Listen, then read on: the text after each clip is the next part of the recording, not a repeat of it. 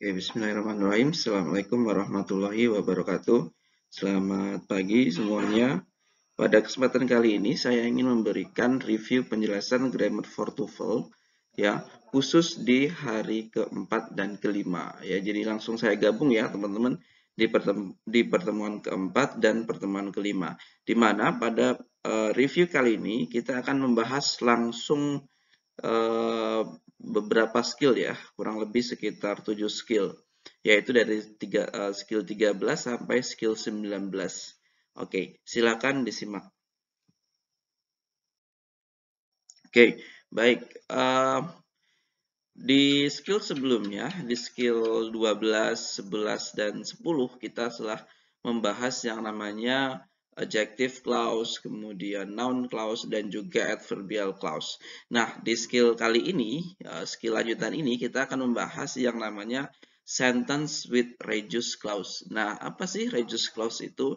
Jadi gini, teman-teman, reduced clause itu adalah kalimat yang disederhanakan, ya. Jadi kalimat yang disederhanakan. Oke ya, saya tuliskan kalimat yang disederhanakan. Kalimat yang disederhanakan.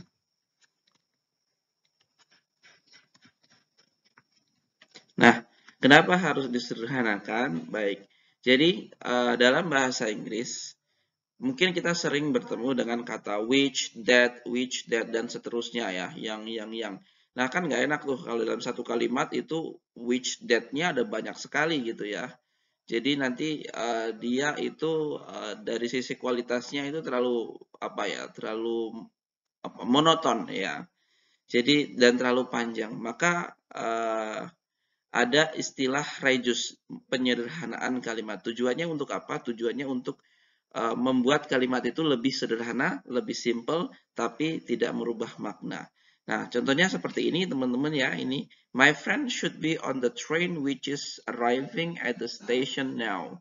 Nah, ini kalimatnya ini ada kata which is ya. Nah, ada kata which is. Kemudian ada lagi di sini although it was not really difficult, the exam took a lot of time. Ya.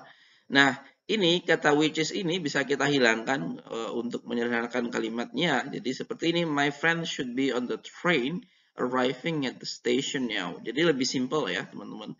Kemudian although not really difficult, the exam took a lot of time. Jadi lebih simple. Nah, bobotnya kalimat yang sudah direduce dengan kalimat yang belum direduce, maka bobotnya lebih tinggi kalimat yang sudah direduce. Kalau dalam penulisan ya, dalam writing. Nah, seperti itu.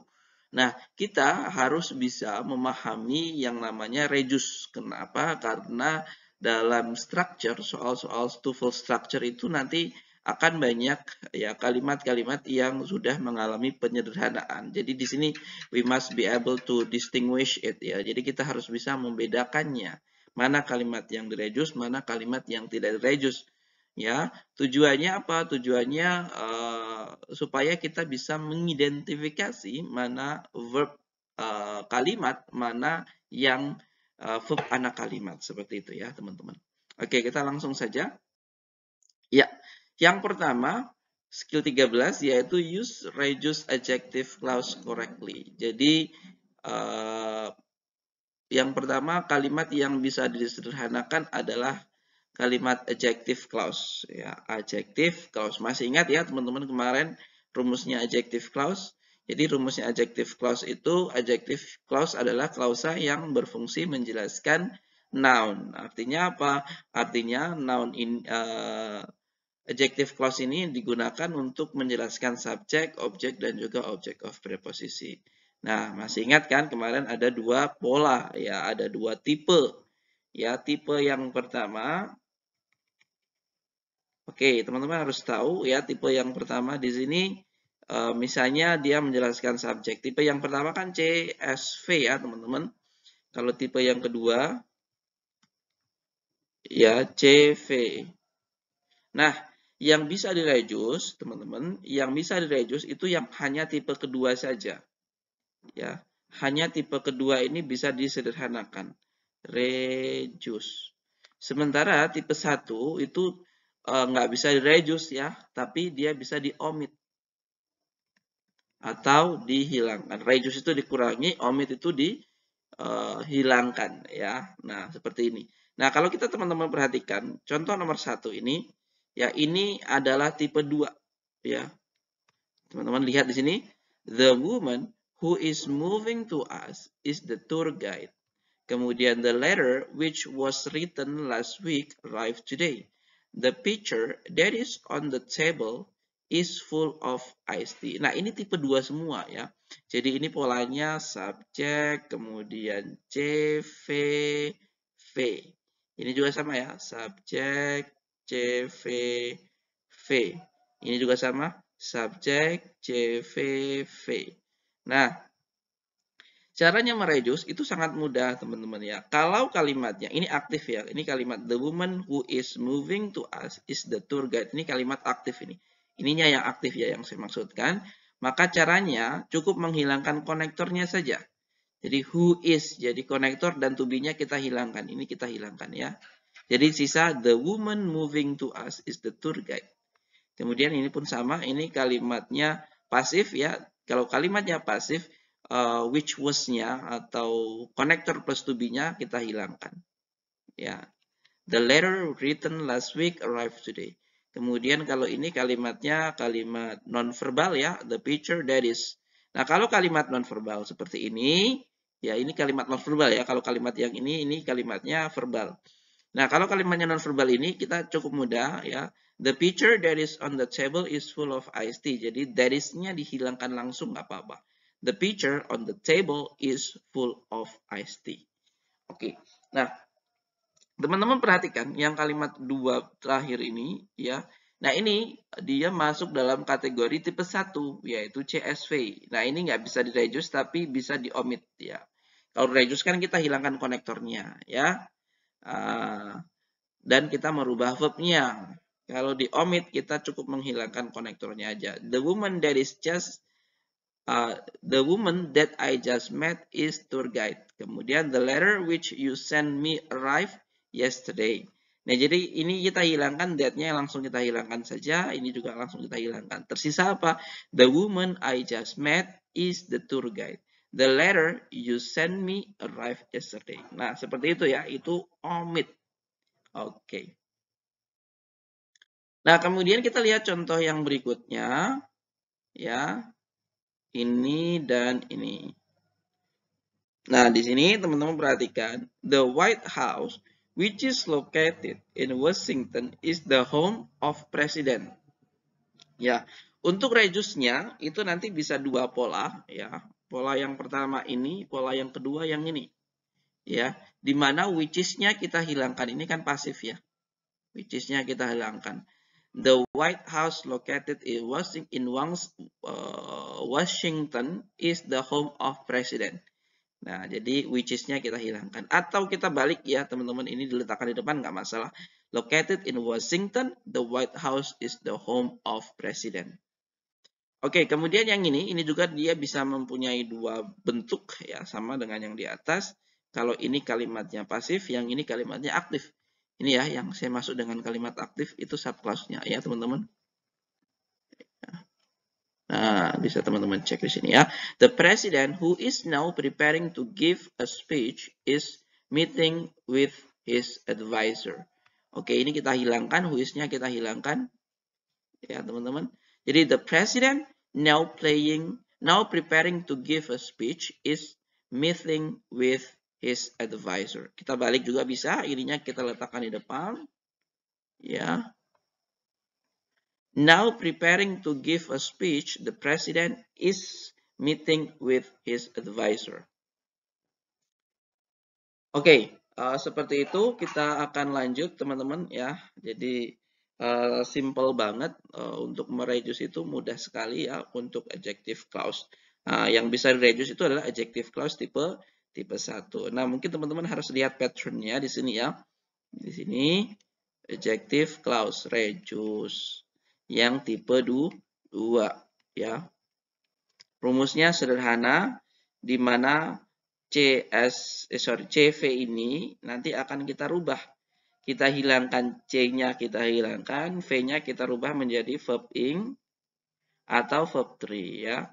Jadi C-nya kita hilangkan, verb-nya ini kita rubah ke sini, verb ing atau verb 3. Kalau verb ing itu dia aktif, ya. Kalau yang verb 3 dia itu pasif. Oke. Ya, kita lanjut ke skill 14, yaitu use reduce adverb clause correctly. Jadi selain adjective clause, adverbial clause juga bisa direduce teman-teman, tapi dengan beberapa catatan. Ya, teman-teman bisa cek di sini dulu. Ya, kita lihat contohnya di sini. Although he is rather unwell, the speaker will take part in the seminar. Nah, perhatikan di sini syaratnya yang pertama adalah subjeknya sama. Ya, subjek pada kalimat pertama dan kalimat kedua itu sama. Ya, jadi kan kalau di sini kan polanya kan CSV, SV kan gitu ya. Ini anak kalimat, ini induk kalimat. Nah, antara subjek yang di sini, subjek yang pada sub clause dengan subjek pada main clause itu harus sama, teman-teman ya. Kalau nggak sama, nggak bisa direduce. Kalau sama bisa. Ya, nah perhatikan di sini. Although he is rather unwell, the speaker will take part in the seminar. Nah, ini caranya gimana? Karena he sama the speaker itu sama, maka he is-nya ya kita hilangkan. Ini kalimatnya nominal ya, teman-teman. Kalau kalimatnya verbal nanti kita ganti seperti ini. Ini kalimatnya nominal. Kalau kalimatnya nominal berarti kita langsung hapus saja. Subject verb kita hilangkan. Ini kalau kalimatnya nominal. Jadi, although rather unwell, the speaker will take part in the seminar. Kemudian di sini ini sama, when you are ready, you can begin your speech. You are-nya, ya, you are-nya kita hilangkan. Ini kalau kalimatnya nominal. When ready, you can begin your speech. Kalau kalimatnya verbal kayak gimana, sir? Oke, kayak gini ya. Although he feels rather sick, the speaker will take part in the seminar. Nah, perhatikan di sini he feels. Feels ini kalimatnya kalimat verbal ya, teman-teman. Jadi caranya mudah banget. Subjeknya kita hilangkan, verbnya kita ganti menjadi verb ing kalau dia aktif. Ya. Ini kan kalimatnya aktif. He feels rather sick. Kita ganti menjadi verb ing. Although feeling rather sick, the speaker will take part in the seminar. Ini juga sama ya. When you give your speech, you should speak loudly and distinctly. Jadi you give-nya kita hapus. Kita menjadi giving. When giving speech, you should speak loudly and distinctly. Oke, mudah ya. Kalau kalimatnya nominal, nominal itu kalimat yang verb utamanya adalah be ya. Is, am, are, was, were, teman-teman ya. Itu subjek verbnya kita hilangkan ya.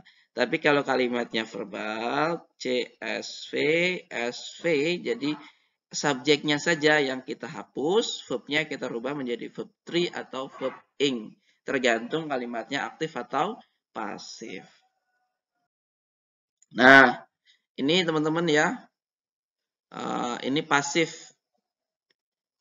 Oke. Once you submit your thesis, you will graduate. Nah, di sini ya, aktif. Kalau aktif di sini, once you submit your thesis, you will graduate.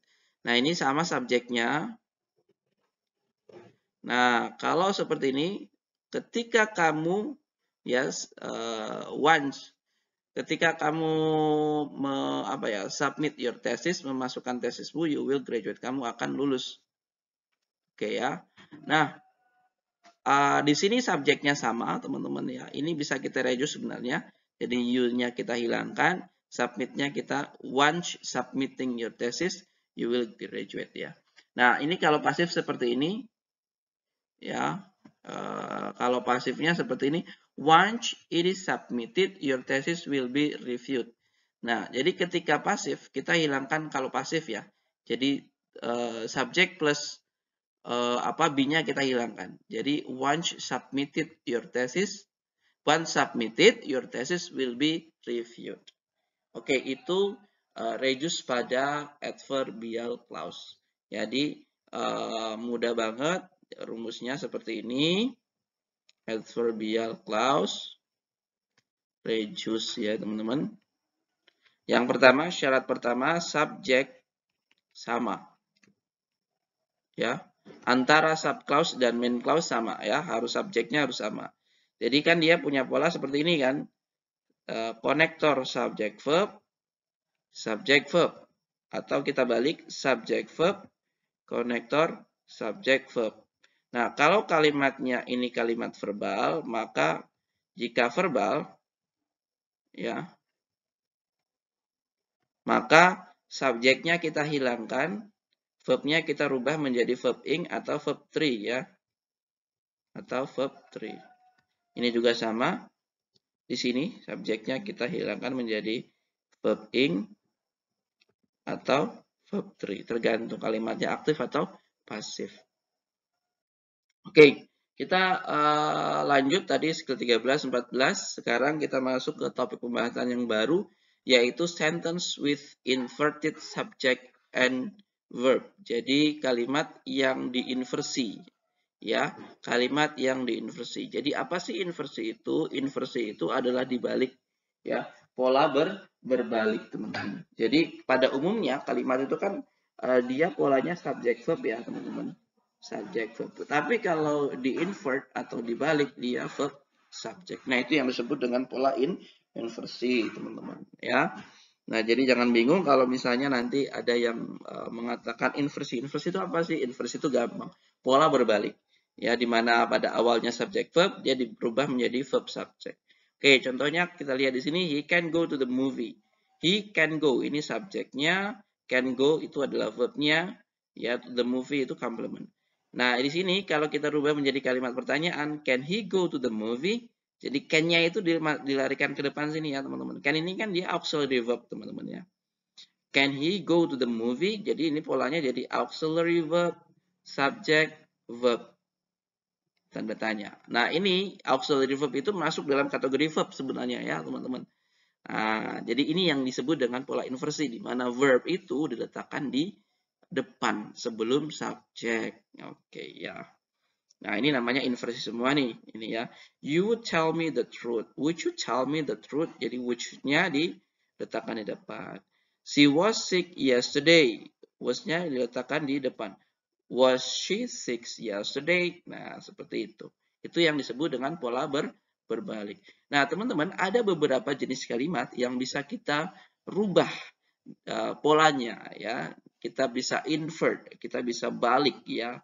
Susunannya dari subject verb menjadi verb subject. Apa saja? Mari kita lihat. Yang pertama, invert subject and verb with question word. Ya, yang pertama adalah kita balik kalimatnya itu dengan kalimat tanya. Ya, kalimat tanya itu pasti berbalik ya. What is the homework? Jadi what is the homework? When can I leave? Where are you going? Oke ya, what is the homework? Jadi di sini is-nya itu adalah verb, homework-nya itu adalah subjek, teman-teman ya. Ini juga sama, when can I leave? Can-nya itu verb, ya. Can-nya di sini auxiliary verb, I-nya itu subjek, leave-nya itu verb, ya. Where are you going? Sama juga ya. Nah, ini pola berbalik. Kemudian kita lihat contoh yang berikutnya. I do not know what the homework is. I do not know what the homework. Nah, ini tidak dibalik, teman-teman ya. Yang dibalik itu yang pertama ini, yaitu kalimat tanya. Ya, kalimat tanya. Ya. Kalau kalimat tanyanya ada di tengah-tengah seperti ini bukan kalimat tanya, teman-teman. Ini adalah noun clause. Ya, kalau seperti ini nggak boleh dibalik. Kalau dibalik justru salah, teman-teman ya. I do not know what the homework is. Yang nggak bisa kita bilang I do not know what is the homework. Itu salah. Ini nggak bisa dibalik ya. Kemudian yang berikut, when I can leave, I will take the first train. Jadi when di sini bukan kata tanya, teman-teman, tapi when ini konektor ya. Ketika saya bisa pergi, I will take the first train. Saya akan mengambil kereta pertama gitu ya. Ini nggak dibalik, teman-teman ya. Do you know where you are going? Nah, ini juga nggak dibalik. Kenapa? Karena where-nya ada di tengah-tengah, teman-teman. Ya. Where-nya ada di tengah-tengah. Tapi yang dibalik yang di depan sini. Itu ya. Do you know where you are going? Oke, itu kalimat tanya. Kita lihat di sini patterns-nya, ya, invert subject and verb with question word. Jadi question word-nya itu adalah who, kemudian ada what, kemudian ada when, kemudian ada where, ada why, dan juga ada how. 5W 1H, teman-teman, ya. Nah, polanya itu question word, verb subject, baru tanda tanya. Ya, question word, verb subject, baru tanda tanya. Atau kalau yang ini nggak dibalik, ya, subject verb, question word, subject verb. Ini nggak dibalik. Ini klausan, teman-teman, ya. Ini dia diinversi, yang ini tidak diinversi. Nah, biasanya yang akan sering muncul itu dalam soal TOEFL itu yang ini, teman-teman. Nanti pilihannya dibalik, ya. I knew what are they, seperti itu. Nah, itu yang salah, ya. Harus teman-teman jeli, ya. Ketika polanya seperti ini, maka tidak boleh ada inversi setelah question word. Ya, kita lanjut ke skill 16, teman-teman. Inversi yang berikutnya, selain question word, ada juga yang namanya invert with place expression. Ya, jadi apa itu place expression? Jadi place expression itu adalah keterangan tempat, teman-teman. Ya, teman-teman bisa lihat di sini. Here is the book that you lend me. Kemudian there are the keys that I told I lost. Kemudian nowhere have I seen such beautiful weather. Oke, yang pertama inversi pada place expression itu ditandai dengan kata here, there, atau nowhere. Nah, khusus untuk here, kalau subjeknya orang itu nggak bisa diinversi. Misalnya, oh kamu di sini, here are you, itu nggak boleh. Harusnya here you are. Gitu. Tapi kalau subjeknya itu benda, boleh diinversi. Here is the book that you lend me. Here is the book that you lend me. Jadi here, kemudian verb, baru subjek, ya. Nah, kalau kita nggak inversi, boleh nggak, sir? Boleh. Berarti the book is here. The book that you lend me is here. Gitu, ya. Kalau kita nggak inversi. Nah, cuman kata here itu bisa kita invert, ya. Kemudian kata there itu juga kita bisa invert. There are the keys that I thought I lost. Berarti there are the keys. Subjeknya adalah the keys. Ya, are-nya adalah verb. Berarti the keys are there. Kuncinya ada di sana, gitu, ya. Kalau kita balik bisa there are the keys that I thought I lost, gitu, ya. Kemudian yang berikut, nowhere have I seen such beautiful weather. Kata nowhere itu juga masuk dalam kategori place expression, teman-teman. Ketika dia diletakkan di depan, maka harus di-invert. Nowhere have I seen. Jadi kalimat awalnya adalah I have seen such beautiful weather nowhere. Ya, saya belum pernah melihat cuaca yang sangat bagus di mana-mana, gitu, ya. Jadi nowhere I have seen such beautiful weather. Nah, ketika nowhere-nya dia diletakkan di depan, maka nanti polanya verb subject, ya. Oke, itu untuk 3 kata, here, there, atau nowhere. Nah, ini otomatis dia bisa di-invert, ya. Nah, kemudian kalau selain dari 3 kata ini, bisa nggak, sir? Bisa jawabannya, ya. Kita lihat contoh di sini. In the closet are the clothes that you want. Around the corner is Sam's house. Beyond the mountains lies the town where you live. Where you will live. Oke, gini teman-teman. Ini ada kalimat awalnya. Kalimat awalnya adalah seperti apa? Kalimat awalnya di mana place expression ini tidak di depan sebenarnya, ya. Kalimat awalnya kayak gini. The clothes that you want are in the closet. Ya, the clothes that you want are in the closet. Ini kalimat awalnya. Kemudian kalau yang ini, Sam's house is around the corner. Itu kalimat awalnya. Kemudian kalau yang ini, the town where you live lies beyond the mountain. Nah, kalau teman-teman perhatikan, nah, posisi place expression yang ada di sini, posisinya itu wajib ada. Ya, atau kalau place ekspresinya di sini nggak ada, maka kalimat ini menjadi salah. Nah, ya, jadi catatan yang pertama untuk bisa di-invert itu adalah posisi place expression itu mutlak, ya. Artinya mutlak apa? Mutlak itu kalau keberadaan dia itu sangat penting. dan ketika keberadaan dia itu dihilangkan, maka akan membuat kalimat tersebut menjadi rancu. Nah, itu baru bisa diinversi. Ya. Jadi kayak gini gampangannya ya, teman-teman. Jadi kalau kita hilangkan misalnya the clause in the closet kita hilangkan, berarti kalimatnya the clothes that you want are, kan rancu ya. Kalau rancu seperti ini berarti dia bisa diinversi. Artinya apa? In the closet ini ketika diletakkan di depan maka langsung diikuti verb. Jadi PE verb subject. Ya, ini juga PE verb subject. Gitu ya. Simple. Kemudian in the forest are many exotic birds. Jadi ini many exotic birds are. Oh, berarti kalau kita hilangkan in the forest-nya, kalimat ini menjadi salah gitu ya. Kalau kalimat ini menjadi salah, karena in the forest-nya dihilangkan, berarti posisi in the forest ini wajib ada gitu. Kalau nggak ada, kalimatnya salah. Nah, karena dia wajib ada, maka bisa diinversi. Ya, berarti in the forest are many exotic birds. In the forest, I walk for many hours. Nah, perhatikan yang di bawah ini. Kalau yang di bawah ini in the forest-nya, sama-sama in the forest ya. Ini nggak bisa diinversi, kenapa? Karena posisi in the forest ini, posisinya dia bukan sebagai sesuatu yang sangat penting. Artinya, ketika dia dihilangkan, tidak merubah makna gitu ya. I walk for many hours in the forest. Oh, kalau kita hilangkan in the forest-nya, I walk for many hours. Masih betul ya? Kalau masih betul, berarti dia nggak boleh diinversi. Nggak bisa diinversi. Gitu. Nah, ini contoh yang lain. In the closet are the clothes that you want. Ini diinversi.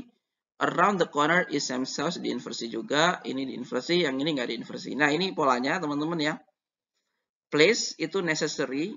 Ini keterangan tempatnya itu penting banget. Itu bisa diinversi ya. Inversi ya.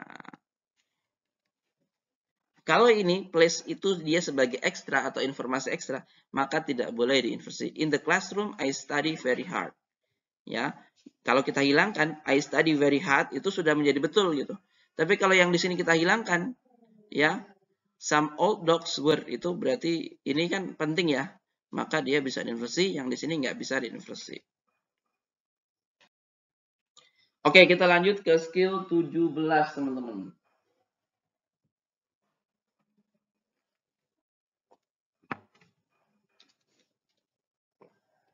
Ya, skill 17 itu adalah invert subject and verb with negative. Nah, jadi kalau tadi ada question word, kemudian ada apa place expression, yang berikut ini adalah negatif teman-teman ya. Nah, untuk kata-kata yang ada negatifnya itu sebenarnya bisa diinversi. Nah, seperti apa? Kita lihat contohnya di sini ya. Not once did I miss a question. Never has Mr. Jones take a vacation. At no time can the woman talk on the telephone. Kemudian hardly ever does the take time off. Kemudian only once did the manager issued overtime paychecks. Nah, rumusnya adalah gini teman-teman. Rumusnya adalah ini ada negative expression. Negative expression itu ada kata no, not, never.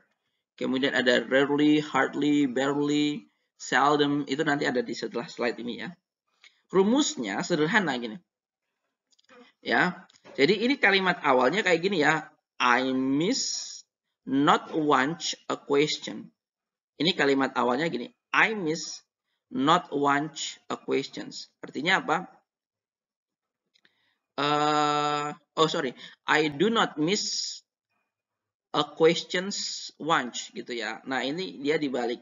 Jadi nanti NA negative expression auxiliary subject verb itu selalu seperti ini ya. Negative expression auxiliary subject verb itu polanya. Kalau ini never has Mr. John takes a vacation itu kalimat awalnya Mr. John has never taken a vacation. Mr. John itu tidak pernah berlibur. Ketika never-nya kita letakkan di depan, jadi kan gini, kalau kalimat kedua ini polanya kan seperti ini ya. Subject, auxiliary, NA negative expression, verb, kan gitu. Nah, ini kalau kita mau balik, jadi NA-nya kita larikan ke depan. Seret. Jadi di sini NA, kemudian auxiliary-nya setelah NA, auxiliary, baru subject, baru verb. Nah, mudah kan teman-teman ya? Di sini hardly ever does he take time off. Jadi di sini he hardly ever take time off. Kayak gitu. Nah, ini apa namanya? Kata-kata negatif yang bisa diinversi ya. Contohnya di sini ada kata no, tidak, barely, kemudian not, hardly, never, only, neither, rarely, kemudian nor, scarcely, kemudian seldom. Ya, I do not want to go and neither does Tom. Jadi seperti ini. Neither, habis itu baru auxiliary, baru subject. The secretary is not attending the meeting, nor is her boss. Sama ya. Oke, jadi seperti itu negative expression verb subject. Oke, kita lanjut. Skill 19. Invert the subject and verb with conditional. Jadi conditional itu apa sih? Conditional itu adalah kalimat pengandaian, teman-teman. Ada 3 jenis kalimat pengandaian. Nah, saya yakin teman-teman sudah mempelajari semua ya. Jadi ada yang tipe 1, kemudian ada tipe 2, ya. Dan juga tipe 3. Nah, yang bisa diinversi itu tipe 1 bisa, tipe 2 bisa, dan juga tipe 3 bisa. Oke, nanti ada beberapa case yang mewajibkan untuk bisa diinversi harus ada beberapa case ya. Oke, yang pertama kita lihat di sini, if he had taken more time, the result would have been better. Ini tipe 3. Ya, ini tipe 3. Nah, had he taken more time, the result would have been better. Kemudian di sini, I would help you if I were a position to help. Di sini, I would help you were I in a position to help. Kemudian, if you should arrive before 6, just give me a call. Should you arrive before 6, just give me a call. Ini tipe 3, yang ini tipe 2, yang ini tipe 1. Ya. Tipe 3, tipe 2, tipe 1. Oke, tipe 3 itu kan rumusnya, ya, rumusnya if, kemudian past perfect future, gitu ya. Past perfect, past perfect future. Kalau tipe 2, rumusnya if past, if past future, gitu ya. If past future. Past future ya. If past future. Kalau tipe 1, if present future, gitu. Nah, ini ya teman-teman. Jadi inverted itu dia ada tiga tipe tadi. Ya, kalau yang had itu dia ada di tipe 3, should itu dia tipe 1, were itu di tipe 2, gitu ya. Nah, rumusnya seperti ini. Kita lihat yang paling sering muncul yang tipe 3, teman-teman ya. Yang paling sering muncul itu tipe 3. Jadi tipe 3 itu rumusnya kayak gimana? Oke, rumusnya kayak gini ya. If bisa, kemudian subject, kemudian had, verb 3, subject. Di sini pakainya would ya. Would bisa, kemudian could juga bisa, kemudian should juga bisa. Baru di sini have, di sini verb 3. Jadi tipe 3 ya. If, di sini if, subject had verb 3, subject would, could, should, have plus verb 3. Nah, cara inversinya gimana? Cara inversinya if-nya nanti kita hilangkan, had-nya dia letakkan di depan. Gitu. Ya, had-nya kita letakkan di depan. Jadi had, subject, verb 3, subject, would, have, plus verb 3. Oke, seperti itu teman-teman. Oke, terakhir yang berikut adalah skill 19. Invert the subject and verb with comparison. Ini yang saya mungkin saya bilang ini yang paling gampang ya teman-teman. Comparison. Apa sih comparison itu? Comparison itu adalah kalimat perbandingan, di mana ada dua objek yang dibandingkan. Contohnya kayak gini ya. My sister spends more hours in the office than John. Kemudian di sini ya ada kata than-nya. Jadi yang namanya comparison itu ada pakainya ada er, bla bla bla bla, then ada er then, atau more than. Nah, nanti teman-teman yang fokusnya itu ada yang setelah kata then itu teman-teman ya. Setelah ini, fokusnya di sini. Nah, ini nanti yang bisa di-invert. Jadi, comparison sendiri ada tiga patterns atau tiga pola. Ini pola yang pertama, ini pola yang kedua, ini pola yang ketiga. Saya tuliskan di sini. Pola pertama itu subject, ya, kemudian verb, kemudian di sini ada comparison, kemudian di sini objek yang dibandingkan ya. Di sini langsung objeknya langsung. Ya, subject verb comparison object. Jadi my sister spends more hours in the office than John. Oke, sebentar saya. Oke. Jadi setelah subject verb comparison di sini more, kemudian di sini ada kata than, baru di sini ada objeknya, langsung berupa objek. Atau subjek yang dibandingkan ya. Nah, ini langsung ya, nggak ada apa-apa. Kemudian dia tipe 2, dia nanti subject verb, then John does. John does subject verb. Kemudian yang ini yang diinversi adalah yang tipe 3. My sister spends more hours in the office than does John. Nah, ini yang diinversi auxiliary subject. Yang sering muncul yang tipe 3 ini teman-teman, yang bentuk ketiga gitu. Oke, baik. Ini polanya subject verb comparison subject verb. Ya, ini pola kalau yang di atas ini bukan pola inversi ya, ini pola normal. Ini yang saya bilang tadi ya. Pola kedua dan pola ke-1 ini pola kedua. Ini pola ketiga. Ini pola ketiga yang diinversi ya. Subject verb comparison verb subject. Nah, ini yang biasa muncul di TOEFL yang tipe 3 ini.